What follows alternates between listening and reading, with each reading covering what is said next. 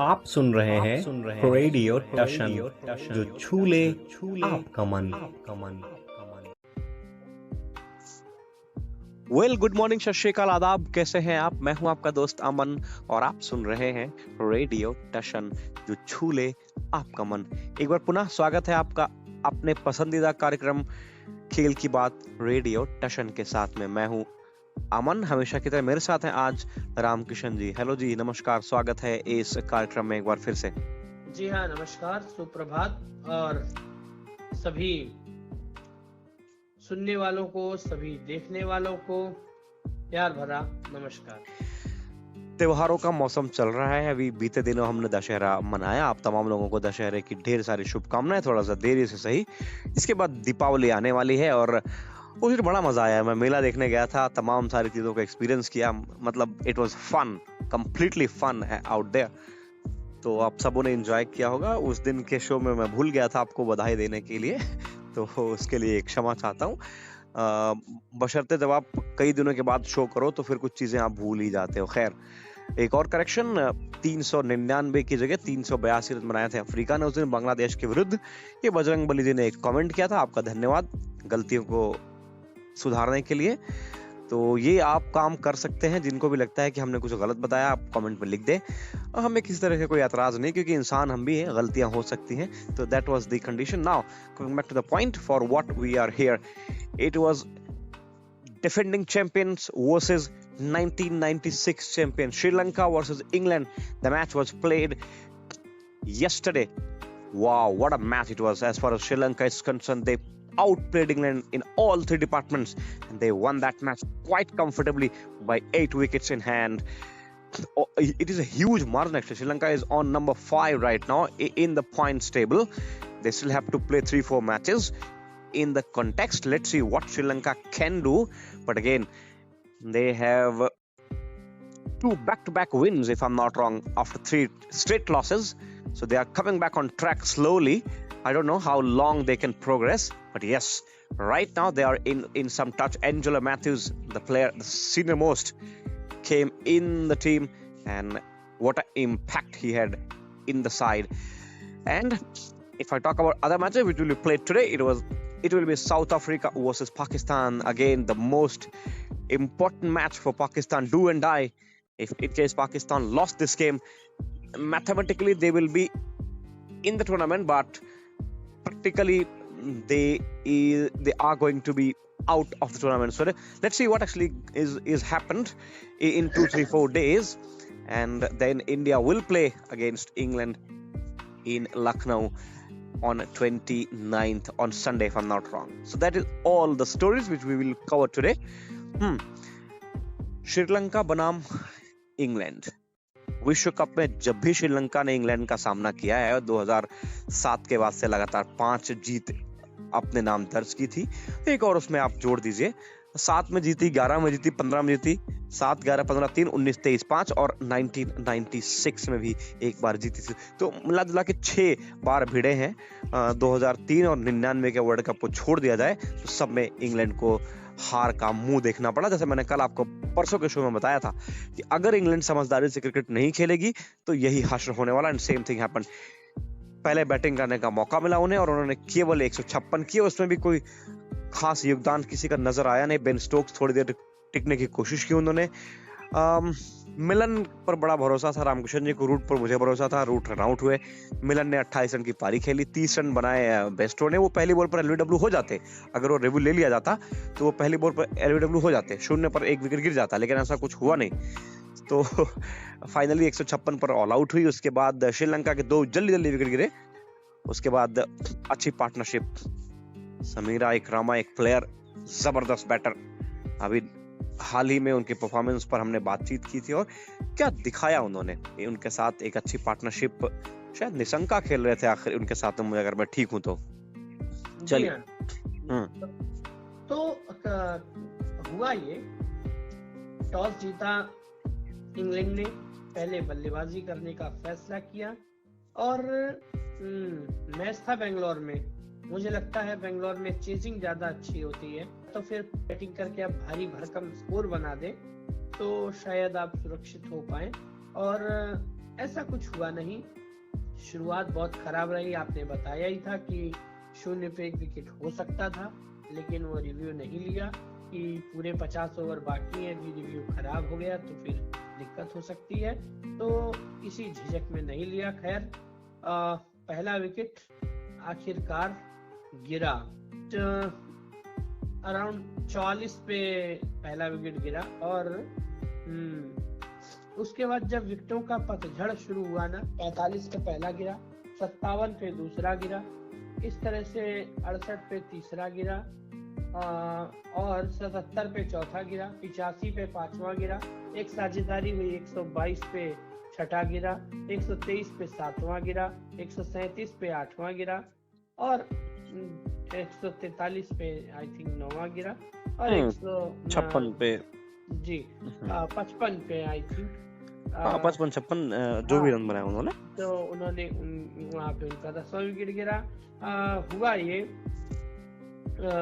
यदि मैं बात करूं स्कोर लाइन की, तो हाई स्कोर 43 रन बनाए बेन स्टोक्स ने, और यदि विकेटों के मामले में बात करूं तो लाहिरू कुमारा ने 3 विकेट लिए, बाकी मैथ्यूज को 2 विकेट मिले, और भी सबने विकेट लिए, रन आउट हुए रूट, और जो 156 ही बनाया था।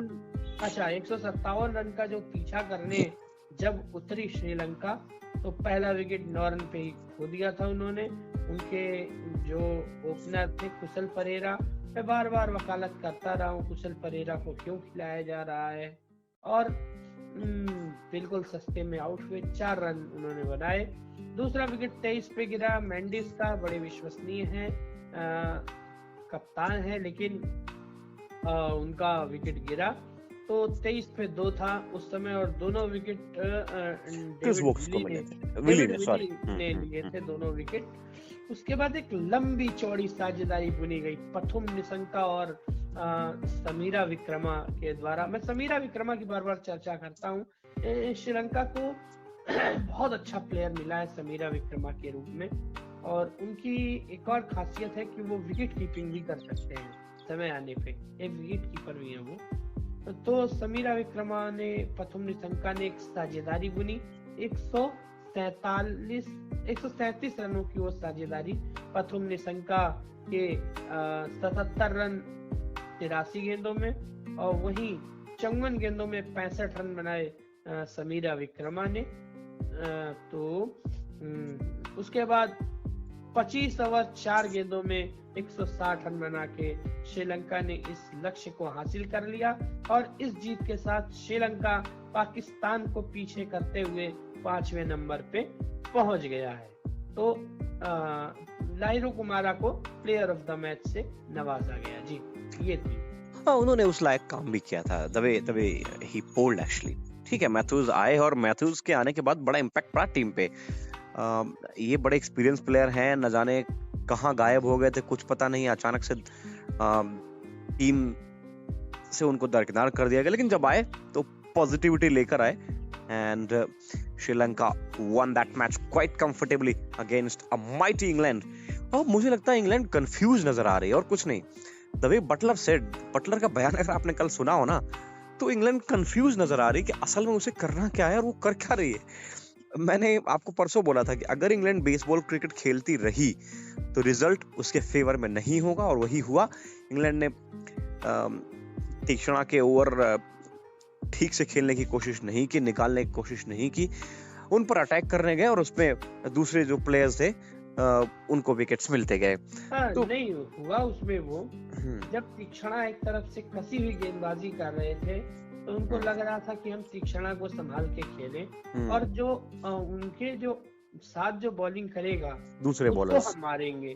और हुआ वही कि उनके साथ बॉलिंग करने आए रजीथा, उनके साथ बॉलिंग की जाके मैथ्यूज ने, उनके साथ बॉलिंग की जाके अभी मैंने नाम बताया ही था लाहिरू कुमारा ने, उन सबको विकेट्स मिले, और तीक्ष्णा को विकेट लास्ट में एक मिला, और सॉलिटरी विकेट उनको मिल गया। इकोनॉमिकल जो रहे वो कहीं ना कहीं उनका एक हॉलमार्क था। और मैं ये भी कहना चाहता हूँ, सच में यार, इंग्लैंड के बैटिंग ऑर्डर पे पता नहीं क्यों अब मुझे बात करनी पड़ रही है। मुझे लगता है बटलर जो काम करने गए थे वो काम कर भी नहीं पा रहे हैं। मुझे लगता है बटलर और बेस्ट्रो को ओपन करके अगर मलान को हम मिडिल में खिला लेना, मुझे लगता है ये इंग्लैंड के लिए बड़े फायदे का सौदा होने वाला है। आपके मिडिल में रूट, मलान रहेंगे और लिविंगस्टन को खिला ही रहे हैं तो आप 5 पे खिलाइए, बेन स्टोक्स को 6 पे खिलाएं और मोइन अली को 7 पे खिलाएं। मेरे हिसाब से ये इंग्लैंड के लिए ज्यादा सही सौदा होगा। हाँ ठीक कह रहे हैं, क्योंकि मलान के पास जो एक्सपीरियंस है, रूट के पास जो एक्सपीरियंस है, एक्सपीरियंस का मेरा मतलब मलान से ये है कि वो बड़े टेक्निकली स्ट्रांग प्लेयर हैं। तो जब ऐसे प्लेयर्स आपके पास हो तो उनको मिडिल में रखना ज्यादा बेहतर होता है। रूट अपनी जगह पे फिट प्लेयर हैं, अच्छा करते आए हैं, कई बार दिन आपका नहीं होता है, परफॉर्मेंस आपसे नहीं होती है, तो वो एक दुर्भाग्यपूर्ण रनआउट था रूट का। ज्यादा रन बना नहीं पाए, 3-4 रन शायद उन्होंने बनाए थे। तो मैं बड़ा कॉन्फिडेंट था कि यार रूट अच्छा खेलेगा और you are quite sure that Malan will play a fine knock, though he played 28 runs I think was scored by him. तो वो कॉन्फिडेंस नजर आया शुरू में, लेकिन वही ना, स्ट्रगल कर रहे थे बीच में और स्ट्रगल करते करते एक शॉट पर आउट हुए वो। और कई बार फ्रस्ट्रेशन में आदमी कुछ भी शॉट खेलता है, जब सामने से कोई उनका सपोर्ट नहीं करता है, रन्स बनते नहीं है, अकेला एक के ऊपर पूरा दबाव भार आ जाता है, तो मुश्किल होता है। तो श्रीलंका की टीम, मैं हमेशा कहता आया हूं पिछले कुछ महीनों से, वो डेवलपिंग फेज में है। श्रीलंका कुछ भी गलत करेगी तो उसका उतना इम्पैक्ट उसके क्रिकेट पे नहीं पड़ेगा जितना जिस टीम के साथ करेगी उस पे पड़ेगा। तो इंग्लैंड एक चैंपियन साइड है और उससे बड़ी उम्मीदें थी इस विश्व कप में, तो वो कहीं ना कहीं इस पर एक धक्का लगता हुआ नजर आ रहा है और बड़ी व्यापक संभावनाएं हैं कि इंग्लैंड इस विश्व कप से बाहर हो जाए। हालांकि मैथमेटिकली ये संभव है, अभी ऐसा नहीं है कि इंग्लैंड पूरी तरीके से बाहर हो गया, लेकिन देखिए रियलिटी में और मैथमेटिक्स में बड़ा डिफरेंस होता है। मैथमेटिकल तो हर दिन संभावनाएं रहती हैं आपकी कि आप ये टीम ये कर दे, ये टीम वो कर दे तो हम पहुंच जाएंगे।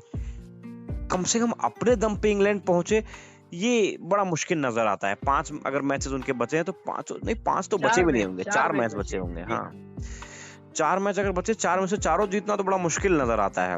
अगर 4 मैच जीतते हैं संभावनाएं तभी बनेंगी, तब भी उनके 10 ही पॉइंट होंगे और 10 पॉइंट पे और टीमें समाप्त कर रही हैं।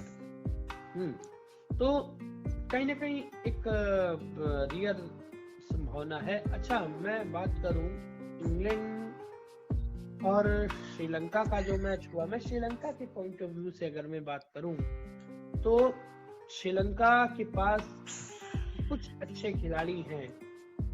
शंका यदि उनका दिन है तो बहुत डेंजरस खिलाड़ी है इन भारतीय पिचों पे। कुशल मेंडिस ने बार बार करके दिखाया है, समीरा विक्रमा बार बार ऐसी पारियां खेलते आए हैं। कम से कम मैं ये 3 खिलाड़ी हैं और अब एंजेलो मैथ्यूज का भी नाम जोड़ दीजिए, लेकिन जो कमजोर कड़ियां हैं उन पे भी काम करना पड़ेगा। कुशल परेरा को बार बार मौके दिए जा रहे हैं और सफल नहीं हो पा रहे हैं। चरिता सलंका और धनंजय डिसल्वा का भी रोल मुझे कुछ समझ में नहीं आ रहा है। कल धनंजय ने बॉलिंग की, 10 रन दिए, एक ही ओवर कराया, 10 रन दिए और हटा लिया। श्रीलंका की बैटिंग नहीं आई, लेकिन मुझे थोड़ा सा उन पे भी डाउट हो रहा है। मैंने जब उनको खेलते हुए देखा है तो अच्छा नहीं किया। तो कहीं ना कहीं जो कमजोर कड़ियां उन पे काम होना चाहिए। श्रीलंका ने 5 मैचों में से 2 मैच जीते हैं। ऑस्ट्रेलिया ने अब 5 में 3 जीत लिए हैं तो वो चौथे पे है। लंका 5वें पे है। पाकिस्तान ने भी 5 में से 2 जीते हैं, वो भी 6ठे नंबर पे। तो अच्छा कंपटीशन देखने को मिलेगा। इस मैच में खास कुछ बात करने के लिए हमारे पास है भी नहीं।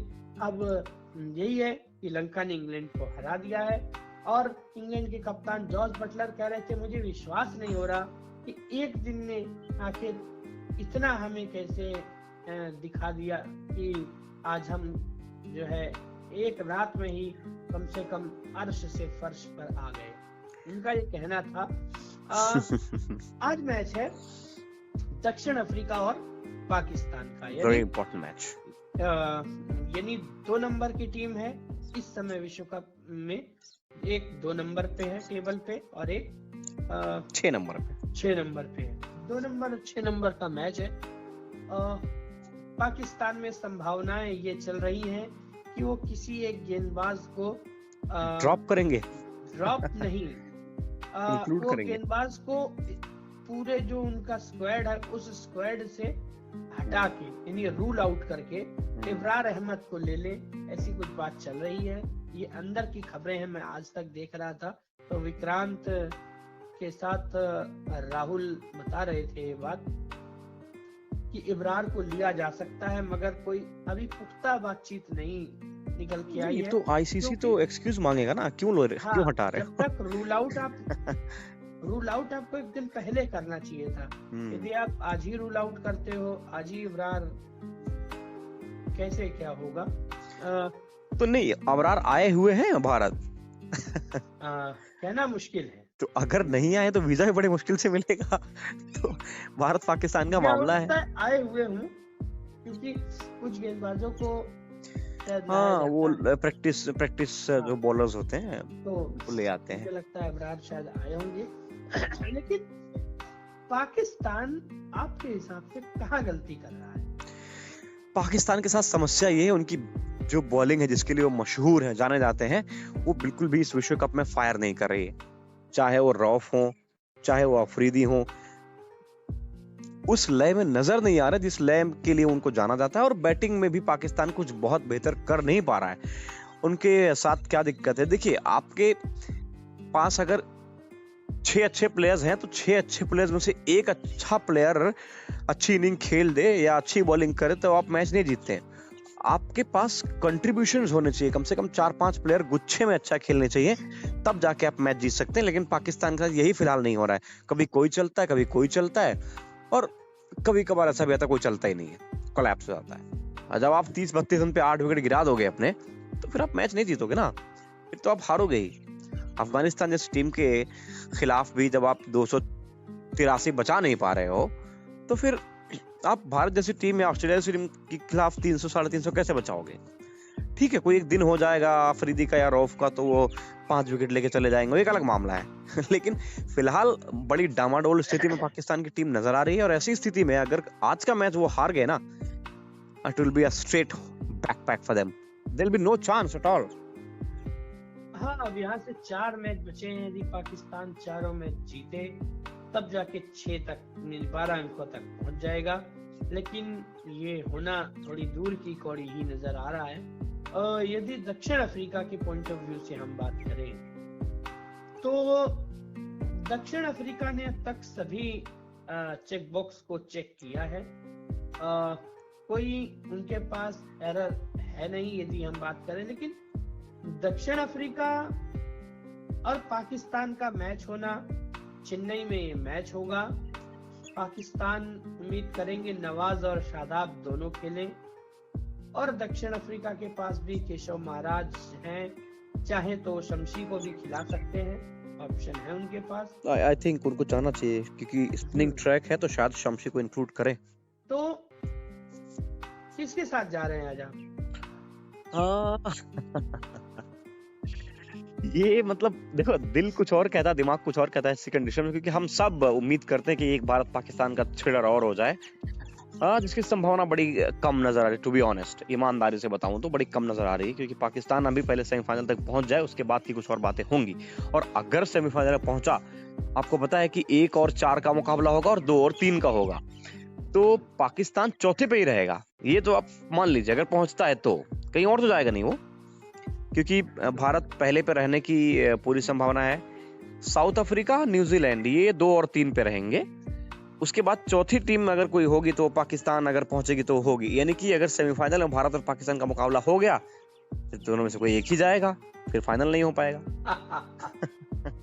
और अगर पाकिस्तान नंबर 2 पे आ जाए, वो बड़ी दूर की कौड़ी नजर आ। भारत नंबर 2 पे आ सकता है, पाकिस्तान जो है नंबर 4 पे ही रहेगा। फिर 2 और 3 का मुकाबला होगा, 1 और 4 का होगा। तो 1 और 4 पे अगर एक पे न्यूजीलैंड रहेगी या अफ्रीका रहेगी, ऐसी स्थिति में भी पाकिस्तान को उनको हरा पाना बड़ा मुश्किल नजर आ रहा है। तो किसी भी समीकरण से ऐसा लग नहीं रहा है कि भारत और पाकिस्तान का सेमीफाइनल या फाइनल फिलहाल खेला जाएगा। इसकी कोई संभावना दूर दूर तक नजर नहीं आ रही। हाँ, मैथमेटिकली संभावनाएं हैं, लेकिन रियल लाइफ में अगर आप इसको एनालाइज करेंगे तो there is no chance at all. तो ये है। और आज के मैच में I think South Africa will be in good condition to win the match, but again Chennai की विकेट है। अफगानिस्तान को हमने डिफेंड करते हुए देखा है, चेस करते हुए देखा है। पाकिस्तान डिफेंड कर नहीं पाया, तो बड़ा महत्वपूर्ण हो जाता है टॉस ऐसी स्थिति में। एक चीज आपको मैं बताऊं, दोनों टीमें ऐसी हैं जो चेज करने से घबराती हैं। हाँ।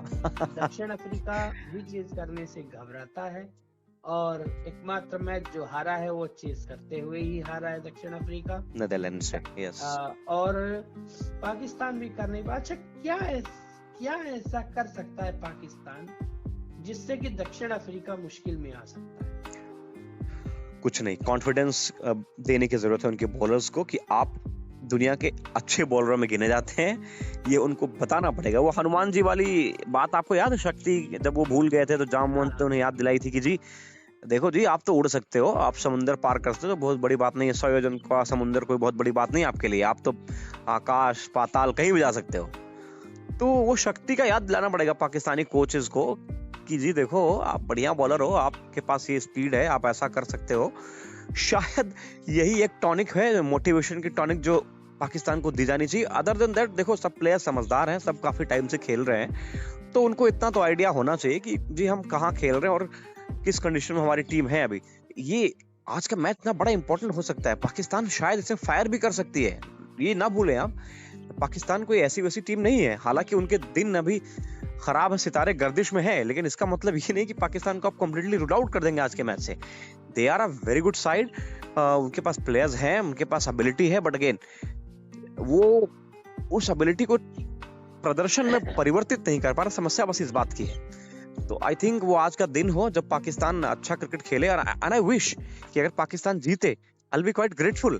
मतलब मजा आएगा मुझे अगर पाकिस्तान जीतता है तो। ठीक है, अफ्रीका अच्छी क्रिकेट खेलेगी तो जीत जाएगी, नो डाउट, बट पाकिस्तान को आई थिंक कम बैक करना चाहिए और आज का मैच जीतना चाहिए।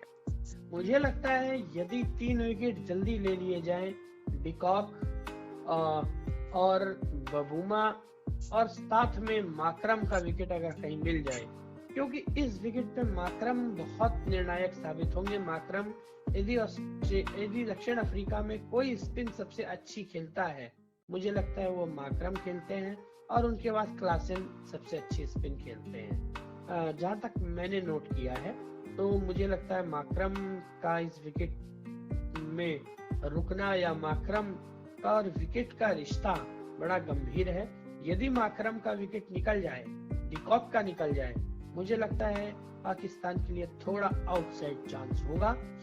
खैर, लास्ट में पाकिस्तान या दक्षिण अफ्रीका? I think Pakistan. हाँ, मेरा भी दिल तो यही कह रहा है पाकिस्तान के साथ ही जाऊं, बट देखते हैं, पाकिस्तान ही मेरा भी दिल कह रहा है। तो अच्छा, अब हम चलते उधर चीन के झांगझू शहर में एशिया पैरा ओलंपिक हो रहे हैं, उनकी भी बात कर ली जाए। पिछले भी शो में मुझे बात करनी थी, लेकिन कुछ चीजें स्किप हो गई दिमाग से, क्योंकि हम लोग शीट लेकर नहीं बैठते हैं, हम लोग सारी चीजें ओरली करते हैं, तो कुछ चीजें फिर दिमाग से स्किप हो ही जाती है। हाँ, ये बात क्लैरिफिकेशन के लिए बड़ी जरूरी थी। कई बार दर्शक या श्रोता टिप्पणी देते हैं कि ऐसा नहीं ऐसा था, हालांकि उससे हमें कोई एतराज नहीं है, कोई गुरेज भी नहीं है। ठीक है, आपको लगा, आपने बोल दिया, दैट्स फाइन, बट इस बात का आप जरूर ख्याल रखें कि हमारे पास कोई शीट नहीं होती, हम कोई बैलेंस शीट लेकर नहीं बैठते, या स्कोर शीट लेकर नहीं बैठते, या कोई न्यूज का पर्चा लेकर नहीं बैठते तो हम आपको सब पढ़ के बता दें। हम पहले पढ़ लेते हैं और उसके बाद आपके साथ शो करते हैं। तो ऐसी स्थिति में कई बार चीजें ऐसी होती हैं जब हम दिमाग से उसको स्किप कर देते हैं, क्योंकि एक चीज होती नहीं है, बहुत सारी चीजें होती हैं, और 95% शोज हमारे अच्छे रहते हैं। 5% मैं कह देता हूँ कि कई बार हो जाता है, कई बार बीच में हमारे साथ कुछ लोग जुड़े थे तो कुछ टीमों का आइडिया नहीं था, कई बार चीजें वो हुई, उसके बाद बीच में एक आध बार रन्स वगैरह को लेके मिस्टेक्स हुई, जैसे 399 की जगह मतलब 82 की जगह 99 बोल दिया हमने। हालांकि इस अफ्रीका ने 99 बनाया जरूर है, 399 एक बार वो इंग्लैंड के खिलाफ बनाए थे। हाँ, तो वो कई बार चीजें ना दिमाग में रह जाती हैं कि अच्छा इतना बना था तो हमने बोल दिया, बस ये बात है। तो एशियाई पैरा ओलंपिक की यदि हम बात करें तो दर्शकों के समझ के लिए पैरा ओलंपिक होता क्या है, हाँ, ये भी उनको बताना जरूरी है। अदर देन दैट अभी तो लोग सोचेंगे गेम्स चल रहे थे, एशियन गेम्स, अभी पैरा ओलंपिक कहाँ से आ गया। जी हाँ, तो जी हाँ, जी हाँ। जो डिसेबल्ड लोग होते हैं ना, उनके जो गेम्स होते हैं ओलंपिक में या फिर कहीं भी, उनको हम पैरा ओलंपिक या फिर पैरा एशियन गेम्स, कुछ भी जो नाम देना चाहें वो दे सकते हैं। तो ये जो पैरा एशियन गेम्स हैं, आई थिंक ये तो चीन के झांगजू शहर में ये खेले जा रहे हैं, वही तो जहाँ एशियन गेम्स हुए थे। जी हाँ, जी हाँ, जी हाँ, तो पैरा एशियन गेम्स हैं, क्षमा करिएगा। तो यहाँ पे क्या हुआ, पहले दिन भारत ने 17 मेडल जीते, 6 गोल्ड, 6 सिल्वर, 5 ब्राउन्स। दूसरे दिन भी 17 मेडल जीते और तीसरे दिन 29 मेडल जीते और चौथे दिन की यदि मैं बात करूं 20 मेडल आए। टोटल 83 मेडल भारत ने अब तक जीते हैं, जिनमें 18 स्वर्ण, 24 रजत और 41 कांस्य पदक अब तक जीते हैं एशियाई पैरा खेलों में। पैरा एशियाई खेल जो चीन में चल रहे हैं, वहां पे भारत का एक शानदार प्रदर्शन जारी है। मैं यदि कुछ नाम लूं, अंकुर धामा का बड़ा नाम चलता है यहाँ पे, और एक JRTC से हमारे एक प्लेयर हैं जयदेव, वो भी शिरकत कर रहे हैं इसमें। तो ये कुछ नाम है। हाँ, और अंकुर धामा विजुअली चैलेंज है, आप ये ना भूलें, बड़े अच्छे रेसलर्स हैं, मतलब दौड़ धावक हैं, मैंने सुना है। हाँ, 2 मेडल आए हैं उनके, दोनों उनके जो है एथलेटिक्स में ही दोनों मेडल आए हैं अंकुर धामा के।